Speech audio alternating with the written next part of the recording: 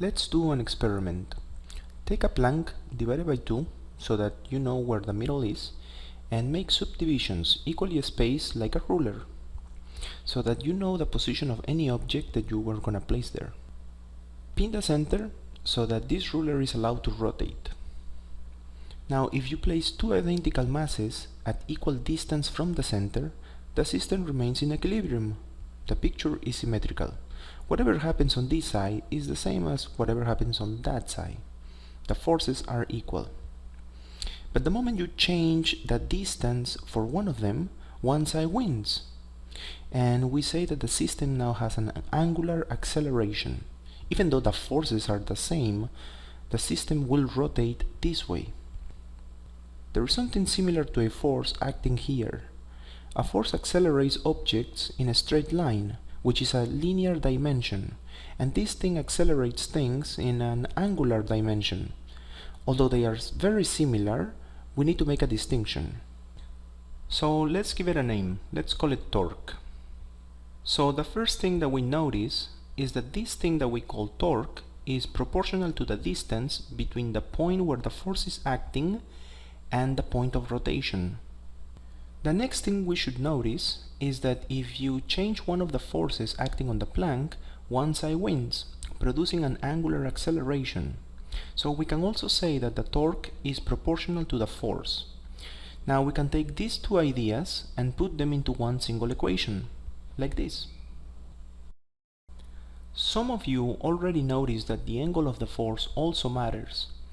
A force acting on this side will not produce any rotation. Any other angle does produce a rotation.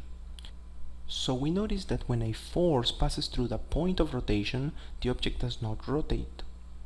Look at this configuration. A cylinder free to rotate with a force acting on this direction does not produce any rotation. That's clear, because the force passes through the point of rotation, or I should say the line of action passes through the point of rotation. But imagine this configuration where the force does not pass through the center. In this case, the cylinder rotates. And we see it all the time. Like when I enter a room, I push a door this way to open it. I push it this way to close it, but no one pushes it like this. We all know the door does not rotate on this way, no matter how much force you want to put in it, because this force goes through the axis of rotation. So let me write here what we know so far.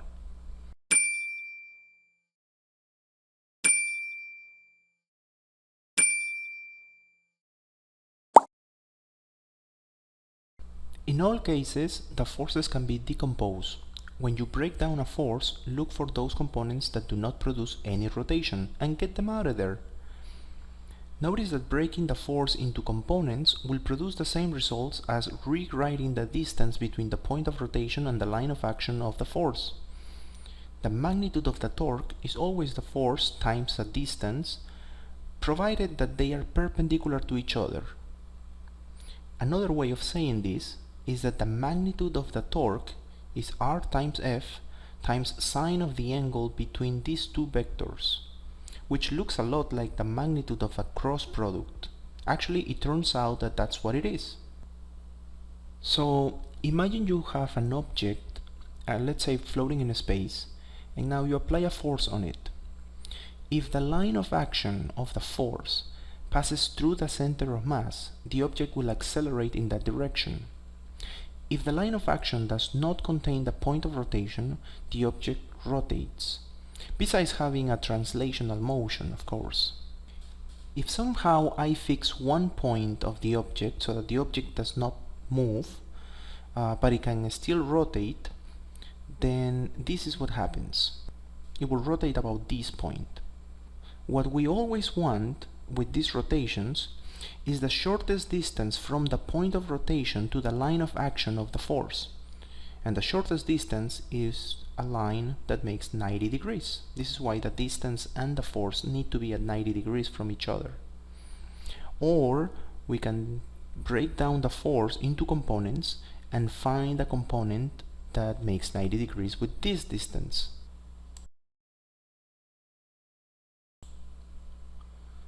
So let's do this in baby steps. I'm going to ignore units for a moment. Consider this bar, free to rotate about this point. The length of the bar is 6 units, and this here is 1 unit. There is a force acting this way right here, with 20 units of force. Cool. What's the torque about this point? Well, step number 1, identify your point of rotation, this right here. Step number 2, identify the line of action of the force, this right here. Step number 3, find the distance between this point and that line. Cool, it makes 90 degrees, okay. Now you just multiply, you get 100. Was that difficult? No. What about this problem? Look at the details of the problem. Try to do it.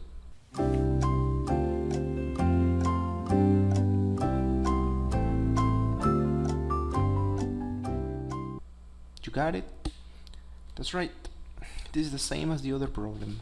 The shape does not matter, because this distance is the same. If I put the force at an angle, then we have a more interesting problem. There are different ways of solving the problem, but they are all the same if you think about it. Let me show you. Let's break the force into components. You take one of these components and look for the perpendicular distance from the point of rotation to the line of action. Multiply these two numbers and you get the torque. Well, one torque. Notice the direction of rotation. Now take the other force and look for the perpendicular distance from the point of rotation to that line of action. Again, multiply these two numbers and you get the other torque. Notice that direction of this rotation. It is the same direction as the other one, so now you add them. If they were rotating in opposite directions, you indicate the directions with a plus or minus. Just like you do with forces. You know, whatever pushes in one direction, you call it positive, and whatever pulls in the opposite direction, you call it negative. Same here. Whatever rotates in one direction, you call it positive. Whatever rotates in the other direction, you call it negative. Anyways, add these two torques and you get 108. Cool. Some people prefer to use a different approach. You may want to find the distance between this point and that point and find the angle so that you can put it there on that equation. There is more work involved here, but the result is the same. We can take a look at this triangle, and with this distance and this one we can calculate the angle and this here, which is the hypotenuse. This is what we get. And notice that this angle is the same as this one. And theta is this number plus 37. Now you can take all these values and put them in the equation. You see? You get the same answer. You can also use r cross f, but for this you have to write the vector in a proper form. It does not matter what form you choose, as long as you're consistent. I will use this one. Now I want to do the same thing for the distance. I need to express it as a vector. Let's visualize this in a three-dimensional space. The piece of paper I'm using to solve the problem has two dimensions, this one and this one. I call them X and Y. But the paper lives in a three-dimensional world, just like I do. So let me include that here. R and F are expressed in terms of these dimensions. Notice that R and F don't have any components coming out of the page. You can see that in here with these zeros.